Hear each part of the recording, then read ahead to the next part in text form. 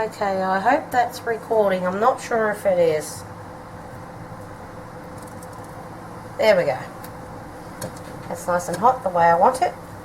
So at first I'll be putting in my cumin seeds. I do have some more in there, but that's alright. Just find what I did with my spatula.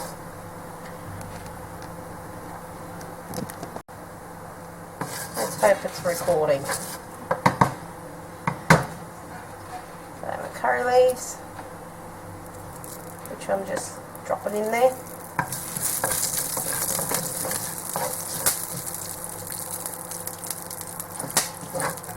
Oh, that smell is beautiful. I'm just going to put a little bit of my onion in there. I actually might need a bit more oil in that one.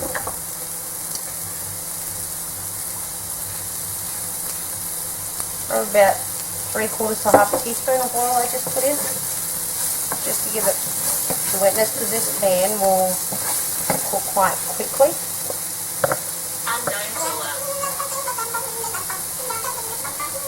Let's put in, sorry my phone's ringing. I'll have to cut that one out.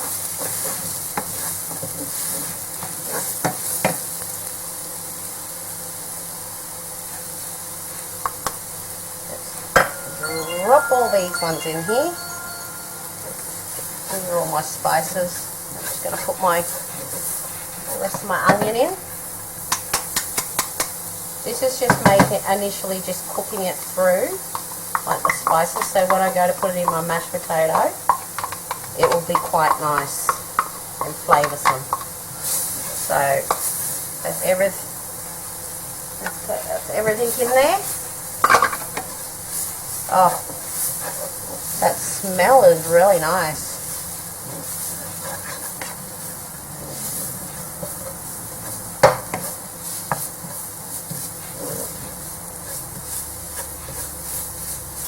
So once I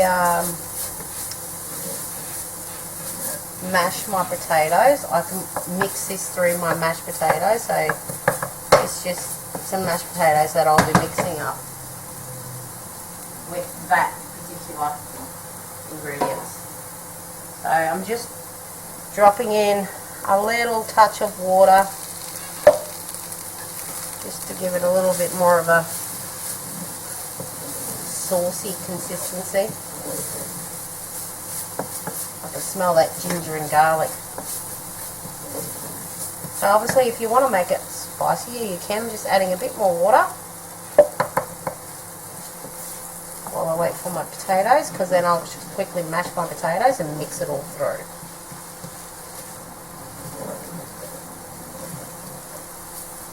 Okay, I'm just going to turn that right down to a low heat. And the microwave's done.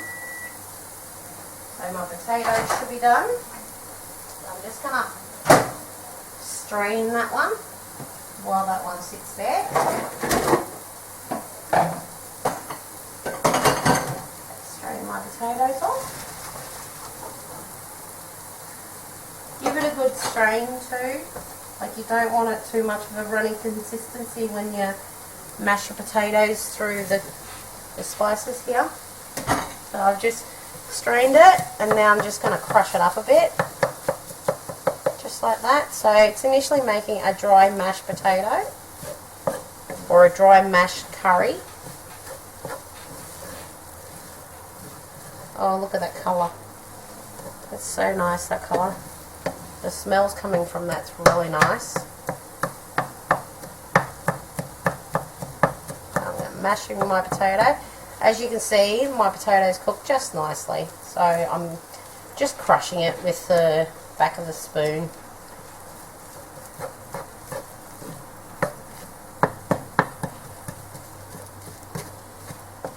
And I'll give it a little taste to see whether or not I need to add anything.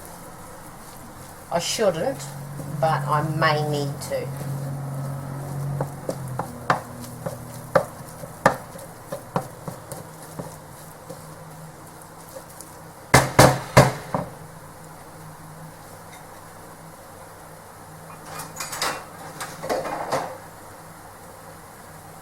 Just going to give it a little taste.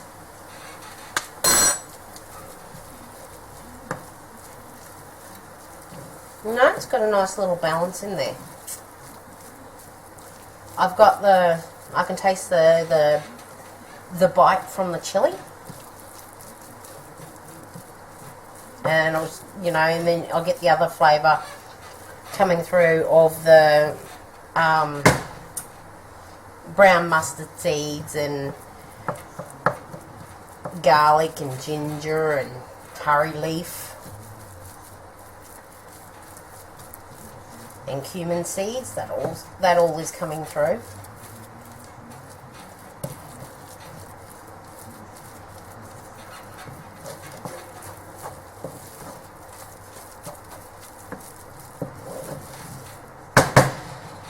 So what I'll be doing now is, now that this is cooked through, I'm actually just going to let that sit and rest until it's cooled enough so I can actually touch it. So you want it lukewarm when you go to, either lukewarm or cold. This is best done like a day previous, like a day before, but that's okay to do it like, and then just let it sit for a good half an hour to let it cool down so it gets nice and cool. So just so you can actually touch it when you go to roll it out, so you're not, and then it will hopefully hold its shape when you roll it out into the paratha. Once that's done, I will get back. Okay, we're back. So my dough's been sitting for over 30 minutes now. I have my potato that I made earlier, so it's lukewarm to touch. I did put some fresh coriander through there just not long ago, so you'll probably see the fresh coriander. I've got my rolling pin. I've just lightly put some flour on here, so when I actually roll them out, I'll lay them on there so it doesn't stick to the pan. So this is going to be my surface. So I'm just going to grab a nice big chunk, just a little bit smaller than a tennis ball. I'm going to roll it into a ball.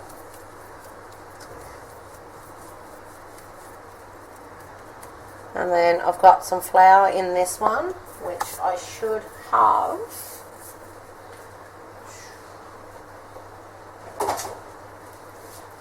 Just transfer it into a bowl so I've got a bigger surface that I can drop the balls into. So I'm going to lightly dust it. So you see that it's only a little tiny bit, so I'm going to lightly dust. So initially it's just a very light coating of flour that's on there, whatever flour you're using. Just going to prepare my surface. So now I've got that into the ball size. I'm going to flatten it with my hand like this, just to spread it out a bit so I can put my stuffing in there. So let's just flatten that out a little bit. Just like that. So what I'm going to do now is I'm going to get my potato mixture, my spiced potato mixture. You know, you can make that as hot as you like. So at the moment I'm going to put a big teaspoonful just in the middle, because I don't have that much. So then what I'll do is I'll actually close it together, just to seal it off, just like that. Twist it a little, just to seal the mixture inside. So again, just lightly dust it, don't need a lot. just enough. And then on my stick, my rolling pin I should say, I'm going to lightly dust that as well, so it does not stick to my rolling pin. So now, just move all that out of the way, I'll be rolling this one out to a good thick consistency, not too thick, also not too thin. So these ones have to be around about right. So these ones, when you work with it, don't forget to lightly dust and turn it over as well, just to roll it out. You make these ones, your family will be forever wanting these ones. So I've lightly dusted it, so I've got the dust consistency. I'll just open that up. So these ones are my Aloo Paratha, Aloo spiced potato paratha, or Aloo spiced potato, same thing. Just to coat it so it doesn't dry out. It seals it. I'm lightly just working it in a circular pattern. So that's a good serving size. That would be roughly around about 7 to 10 centimeters wide. See how you can see the aloo poking through, or the curry. So then I'll just transfer that one onto my dish. So I'll do another one.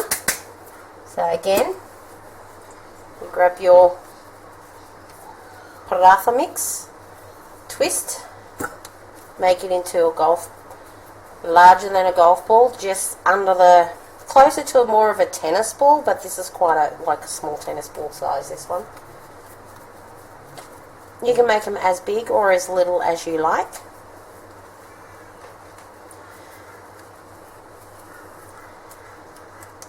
And then I'll squash it down again. And then I'm going to just use my thumbs in between my fingers and just spread it out a bit.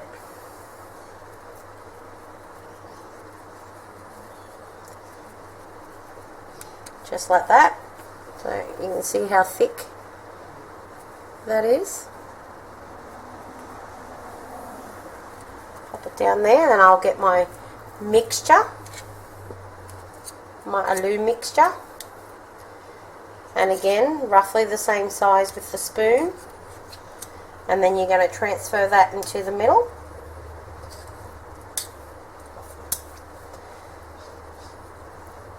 And then you're gonna join your ends together, so you're actually going to seal in the potato mixture. Sometimes when you put a little bit too much potato mixture in, it doesn't close as well.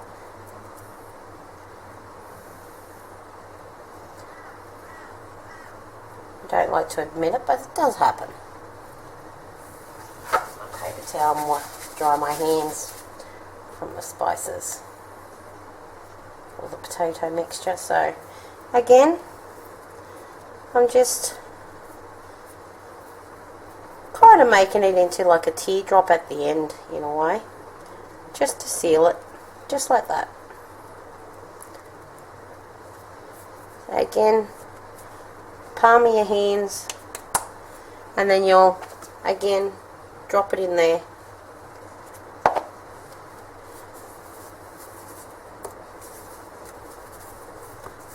Just to give it that coating. Make sure you got plenty of, not a lot of flour on the surface, just enough so you can roll it out. So again, I'll be dusting my rolling pin,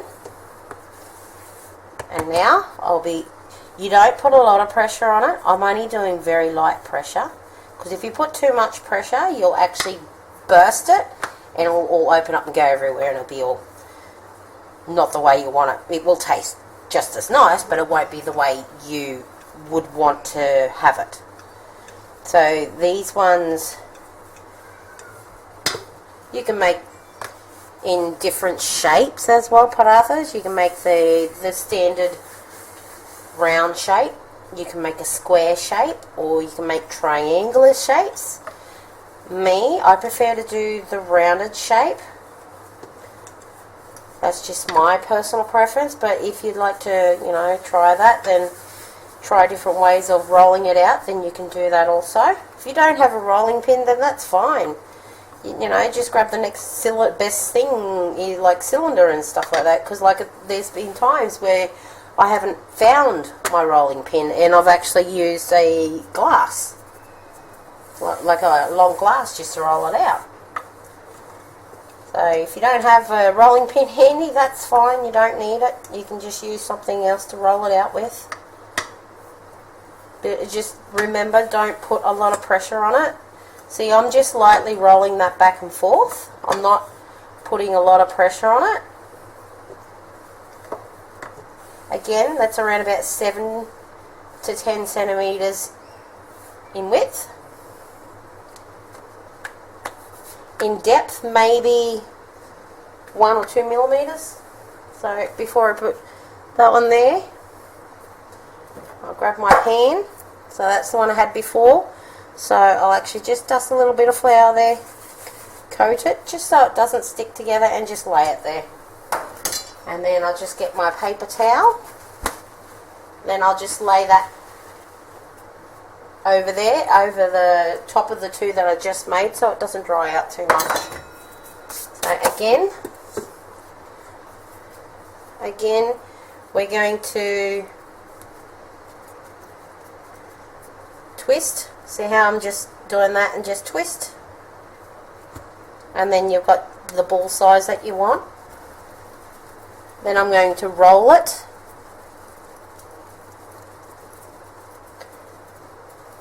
Roll it out. You don't really need to like dust it, but you can just lightly. Not everyone that you'll need, because it does. Better put my paper down. It does need a little bit of dusting, but not a lot. And then again, you just pat it down. Just spread it out. Use your thumbs. You can get even your children to help you with this. You know, when you're in lockdown or something like that, and you want to cook a nice little curry, get the children involved. Like, get them to help you with this sort of thing. They can roll the roll out. It's kind of like Play-Doh consistency in a way, except it's a little bit firmer, is what I'm looking for. So that one's out. That one's rolled out or flattened out. And now I'll be putting my potato mixture in again, just in the circle part, just in this part right here. So I'm just going to pop that one in there. And then I find it best when I have control of it in my hand. Sometimes I will push it down just like that to make sure it's all sort of stuck there. And then you grab your ends and then you pinch. Just like that.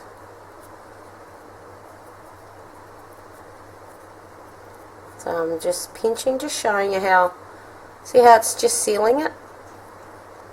And then I'll bring it together so it kind of forms like that. And then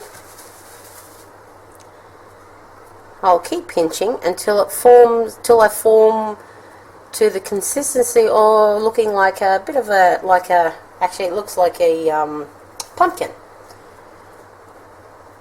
That's only just to seal it off. So that, and then with the pointy, just push it down. Just like that. So again, put it in your, cup it in your hand, so you're sealing it properly. So again, we're going to put a dusting of flour. You only need to drop it in there the once. See how it's got plenty of flour? Then I'll just go from hand to hand, so because it's actually coated, like the flour's coated on my hand when you do that. And then we're going to roll it back out again. So again, there's plenty of flour on my surface, as you can see, and if you feel like it's going to stick, then you will add more flour to the actual surface. Alrighty, let's just check the bottom of the paratha to see whether or not it's turned. It's hard to see. I don't know if you can see that or not, but just underneath, see how it's starting to brown? So this is when you know when to actually flip it. So that's actually been initially sitting in the pan for around about 2-3 minutes tops. So I'm just going to flip it now and you'll see the perfect caramelization and browning. And I'll lightly drizzle.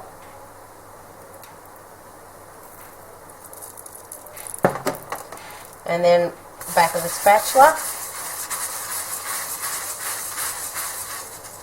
Okay, yeah, I'm just using normal canola oil. You can use ghee to make the roti, everything, but I use canola oil or I'll use vegetable oil, something like that. So I do have ghee, but I prefer, because ghee has quite a strong flavour, believe it or not, it does have a flavour, and it is good for you too, ghee. If you ever get windburn on your lips, use ghee. Put ghee on your lips or on the chafed lips, works well. It heals it nicely.